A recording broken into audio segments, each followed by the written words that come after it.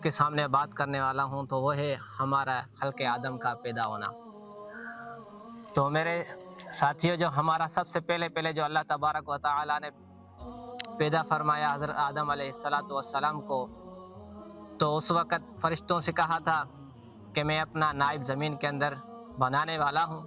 تو اس وقت بھی نوری مخلوق نے، فرشتوں نے ہماری پیدائش پر اعتراض کیا تھا، مگر ان کو یہ علم نہیں تھا۔ اللہ تبارک و تعالیٰ کو یہ عالم بھی بنانا تھا، یہ جہان بھی چلانا تھا، اور انسانوں کو یہ چیزیں بھی دکھانی تھی۔ تو اللہ تبارک و تعالیٰ نے فرشتوں سے کہا کہ آپ کو علم نہیں ہے اس بات کا جو مجھے علم ہے۔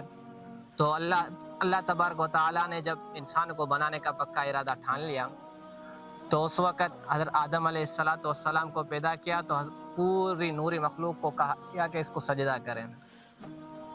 جب پوری مخلوق کو کہا گیا، نوری کو، کہ آسمان والوں کو کہ سجدہ کرو حضرت آدم علیہ السلام کو، تو یہ حضرت آدم علیہ السلام کی اور ہمارے تخلیق کی ایک بہت ہی بڑی اہم مثال ہے کہ ہماری جو ہے اللہ تبارک و تعالیٰ نے کتنی عزت رکھی ہے۔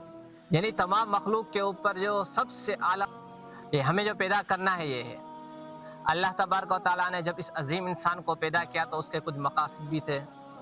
اس طرح تھوڑی نہ ہے کہ اللہ تبارک تعالیٰ قرآن میں فرمائے کہ کسی چیز کو باطل پیدا نہیں کیا تو پھر اتنا بڑا انسان ہے آج کے دور کے اندر ایسے ڈھنڈنادا پھرتا ہے کہ کوئی اس کا مقصد بھی نہیں ہے، کوئی اس کو پوچھنے والا نہیں ہے، اس کو مرنا بھی نہیں ہے، آگے ساتھ دینا بھی نہیں ہے، کسی کا حق مارتا ہے، کسی کو ڈنڈے مارتا ہے، کسی کے ساتھ کیا کھا جاتا ہے۔ تو میرے بھائیوں، سب سے پہلے حضرت آدم علیہ السلام کو پیدا کیا گیا تو اس وقت جو ہمارا سب سے بڑا جو دشمن تھا وہ سامنے آ گیا تھا۔ تو جب سب سے بڑا دشمن ہمارے سامنے آ گیا تو اس وقت شیطان تھا جس نے اللہ تبارک و تعالیٰ کو، یعنی اس کے سامنے کسی کی ذات ٹکتی بھی نہیں ہے، وہاں پر کہ میں اس کو ضرور بہکاؤں گا، ہر جگہ پر بیٹھوں گا، اس کو گمراہ کروں گا۔ تو اللہ تبارک و تعالیٰ نے اس کو اس وقت ڈھیل دے دی کہ جا تجھے اجازت ہے، جتنا بھی زور لگانا ہے لگا لینا، اگر میرے جو حقیقی بندے ہوگے میرے پاس پلٹ کر ہی آئیں گے۔ تو میرے بھائیوں، ہمارا اتنا بڑا اللہ تبارک و تعالیٰ نے ناز اٹھایا ہے تو اس کی کوئی وجہ ہے۔ اور اللہ تبارک و تعالیٰ نے سب سے پہلے آدم علیہ السلام کو پیدا کیا، پھر اس کے سامنے اس کا دشمن بھی لا کھڑا کیا۔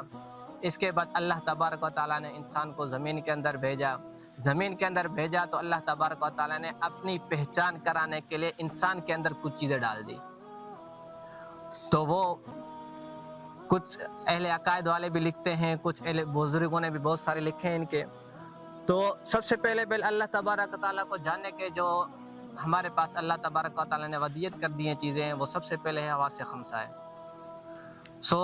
جو ہمارے حواس ہیں یہ ہمیں ظاہری چیزوں کا جو ہے ہمیں علم دیتے ہیں، اور یہ چیزوں کا ہونا یہ دلیل ہے کہ کوئی چیز ہے جو چلا رہی ہے۔ تو یہ کیسے پتہ چلتا ہے؟ حواس خمسہ ذریعے کان سے سنتے ہیں کوئی چیز آواز آ رہی ہے، ناک سے سونگتے کسی چیز کی خوشبو آ رہی ہے، کسی چیز کو ہاتھ لگانے سے پتہ چلتا ہے یہ چیز ہے۔ تو اس کے ذریعے سے اللہ تبارک و تعالیٰ نے انسان کے اندر یہ جذبہ رکھا، یہ حیثیت رکھی کہ اس کے ذریعے سے علم حاصل کرے۔ اور علم کون سا حاصل کرے؟ میری پہچان کا، اپنے حقیقی مقصد کو پہچاننے کا۔ تو سب سے پہلے حواس خمسہ دیا اللہ تبارک و تعالیٰ نے۔ اس کے بعد اللہ تبارک و تعالیٰ نے ایک اور بنایا ہے عقل، یعنی جو اس کے ذریعے سے جو چیزیں یہ محسوس کریں کہ اس کے ذریعے سے ابھی یہ پتہ چل جائے چیز ہے، مگر اس کا فیصلہ کون دے؟ عقل دے گا۔ ہر چیز وہ چیز وہاں تک پہنچائیں گے مگر اس کا فیصلہ کر کے کون دے گا؟ عقل دے گا۔ اور انسان کو ہر کسی کو عقل سلیم دی ہوئی ہے اللہ تبارک و تعالیٰ نے۔ اگر اس کے ذریعے سے صحیح فیصلہ کرے گا، اپنے حقیقی خدا کو پہچانے گا، تو پھر اس کا مقصد بھی آگے اللہ تبارک و تعالیٰ نے فرمایا ہے۔ تو سب سے پہلے اللہ تبارک و تعالیٰ پہچانے کا ایک تو حواس خمسہ، دوسرا عقل دیا ہے، اور دوسرا جو ہے مفضی بالجملہ، یعنی اللہ تبارک و تعالیٰ نے کچھ چیزیں انسان کے اندر ایسی بنا دی ہیں کہ اس کے ذریعے سے اللہ بندے کو علم حاصل ہو جاتا ہے۔ یہاں کسی چیز کا بار بار تجربہ کرنے کے وجہ سے اس کو علم حاصل ہو جاتا ہے۔ تو اس کے ذریعے سے اللہ تبارک و تعالیٰ کو پہچاننا ہے۔ ہم کیا کرتے ہیں کہ ہم اپنی انا کے لیے، اپنا نام بڑا روشن کرنے کے لیے اپنی واہ واہ سننے کے لیے یہ چیزیں استعمال کرتے ہیں، مگر جو ہمارا حقیقی مقصد ہے اس کو حاصل کرنے کے لیے استعمال نہیں کرتے۔ تو میرے دوستو، سب سے پہلے اللہ تبارک و تعالیٰ نے آدم کو پیدا کیا، پھر اس کا دشمن آ کے لاگے کھڑا کر دیا، پھر اس کو اپنی پہچان کرانے کے جو طریقے تھے اللہ تبارک و تعالیٰ انسان کے ہر جسم کے اندر ودیت کر دی ہیں۔ اس کے بعد اللہ تبارک و تعالیٰ کہنا کیا جاتا ہے کہ سب سے پہلے مجھ پر ایمان لاؤ۔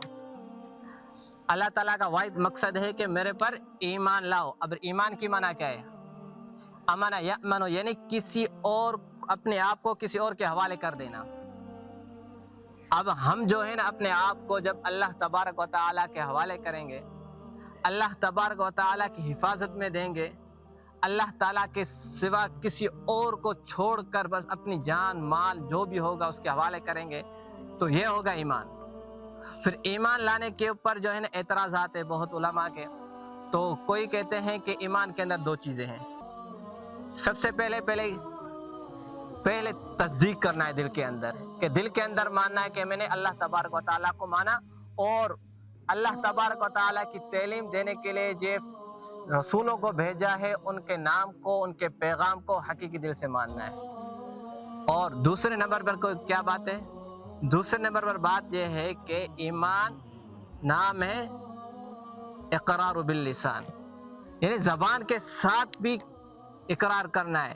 جب آپ نے ایمان لا لیا دل کے اندر تو پھر یہ ایمان آپ کا، مگر اقرار باللسان جب کرو گے جب تمہیں ظاہری احکام نافذ ہوں گے۔ اگر اقرار باللسان کرو گے تو ظاہر احکام آپ کے اوپر لازم ہوں گے، نماز پڑھنا، روزہ رکھنا، چیز رکھنا۔ اور تیسرا علماء کا جس کے اندر اختلاف ہے وہ ہے کہ اعمال بالارکان، یعنی اعمال بالارکان بھی ایمان کے اندر ہے۔ اگر اعمال بالارکان جو اپنے ایمان کے اندر لاتے ہیں تو ان کے ہاں جو ہے نا ایمان گھٹتا بھی ہے اور بڑھتا بھی ہے، مگر حال یہ ہے کہ ایمان گھٹتا بڑھتا نہیں ہے۔